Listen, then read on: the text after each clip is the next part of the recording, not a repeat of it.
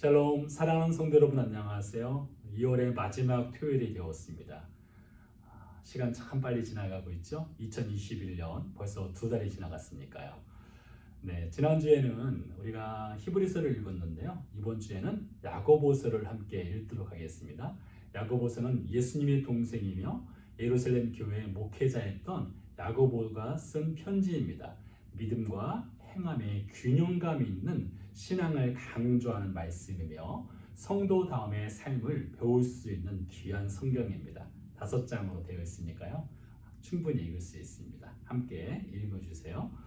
오늘 준비한 말씀은 빌립보서 2장 5절 한 절입니다. 제가 읽어드리겠습니다. 너희 안에 이 마음을 품으라 곧 그리스도 예수의 마음이니. 빌립보서 2장 5절에서 11절은 신학적으로 케노시스 본문이라고 합니다. 헬라어 단어인 케노시스는 비우다라는 뜻이 있습니다. 2장 7절에 보면 자기를 비워라는 표현이 나오는데요. 여기서 비워에 해당하는 단어가 케노시스가 되겠습니다. 예수님께서 하나님의 신성을 비우시고 사람의 몸으로 태어나셨습니다. 신성을 비우셨다는 것은 신성을 포기하였다는 것이 아닙니다. 사람이 되신 예수님은 하나님의 신성 역시 100% 지니고 계셨습니다. 다만 그 신성을 스스로 제한하시고 내려놓으시고 비우신 것입니다. 예수님이 신성을 제한하시고 비우신 케노시스의 꽃은 십자가이지요. 십자가에서 죽으신 것입니다. 시간 넘어 영원하신 분, 영생하시는 예수님이 스스로 시간이라는 한계 안에 자신을 제한하시고 내려놓으시고 비우심으로 우리와 같은 인생처럼 죽음을 온몸으로 맞이하신 것, 그것이 케노시스의 꽃입니다. 그래서 빌립보서 2장 5절에서 11절을 통해 바울은 예수님의 케노시스, 자기 비움을 그대로 재현해내는 삶을 살도록 우리에게 권면하고 있습니다. 왜 바울은 우리 모든 그리스도인들이 예수님의 내려놓음과 자기 비움의 케노시스를 따라 살라 할까요? 우리가 빌립보서 1장 27절에서 2장 4절까지를 묵상했는데요. 이 본문은 복음의 가치에 어울리는 신자의 생활에 대한 바울의 권면입니다. 이 바울의 권면 이면에는 빌립보 교회 그리스도인들이 서로 협력하지 못하는 것, 하나가 되지 못하는 것, 신자 간의 갈등이 있습니다. 이렇게 불협화음을 내는 이유는 자기가 모든 것의 표준과 기준이 되기 때문입니다. 신앙생활의 기준, 봉사의 기준, 그리스도인다운 삶의 생활의 기준과 표준이 자기 자신입니다. 그러다 보니 자기 표준에 맞지 않는 사람과는 협력하지 못하고 하나가 되지 못하는 것입니다. 공동체가 온전히 하나가 되고 복음을 위해 협력하는 것, 서로를 높이고 자신을 낮추는 것을 성취하려면 자기 표준이 아닌 예수님의 표준인 케노시스를 따르라. 이것이 바울의 권면입니다. 오늘 우리가 읽은 5절에서 우리는 예수님의 케노시스를 따르는 길을 배울 수 있습니다. 너희 안에 이 마음을 품으라. 곧 그리스도 예수의 마음이니. 저는 이 본문을 너희는 이렇게 살아라. 곧 그리스도 예수께서 사신 것처럼 살아라. 이렇게 번역을 합니다. 예수님을 믿는 신자는 머리가 되시는 예수님의 지체로 예수님께 붙어 있습니다. 그러니 우리 모든 그리스도인의 존재, 생활, 생각, 행동, 가치관, 이 모든 것은 이미 예수님과 하나가 되었습니다. 빌립보의 그리스도인들 역시 예수님과 하나가 된 신자입니다.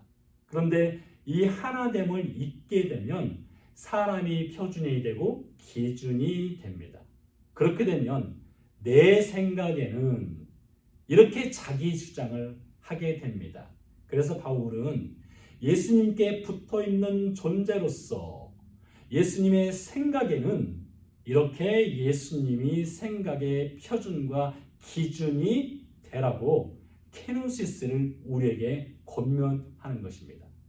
그러면서 6절부터 구체적으로 그리스도인의 생활 표준 모범인 예수님이 어떻게 케노시스의 삶을 사셨는지를 설명합니다. 다음 시간부터 차근차근 이 말씀을 살펴보겠지만 빌립보서 2장 5절에서 11절은 신약성경 사복음서의 축소판이라고 할 수 있습니다. 이 짧은 6구절에 창세 이전부터 계신 예수님이 성육신하시고 십자가에서 죽으시고 부활 승천하신 장면까지 예수님의 케노시스의 삶을 다 표현했습니다. 자, 예수님처럼 살라는 바울의 권면은 어쩌면 미션 임파서블로 들려질 수도 있습니다. 어떻게 우리가 예수님처럼 살아갈 수 있습니까? 하나님은 이스라엘 백성에게 성경 레위기를 통해 내가 거룩하니 너희도 거룩하라 하셨습니다. 내가 거룩하니 너희도 거룩하라. 예수님처럼 살아라. 예수님의 케노시스를 따라 행하라. 다 불가능한 미션 같아 보입니다. 그런데 이 표현을 반대로 바꿔서 나는 거룩하지만 너희는 부정해도 된다.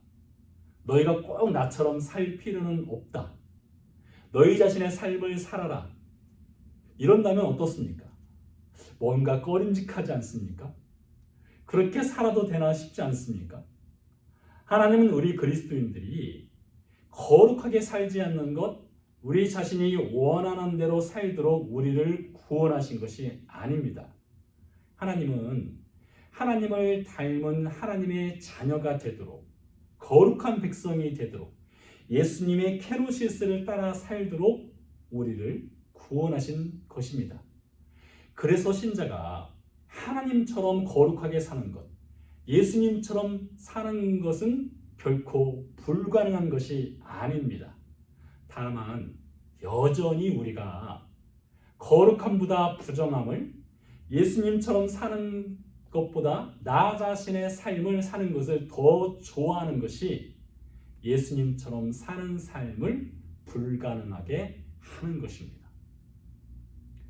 바울이 예수님의 자기 비움과 자기 내려놓음의 케노시스를 우리에게 권면하는 것은 우리의 영적인 무거운 짐을 짊어지도록 하는 것이 아닙니다.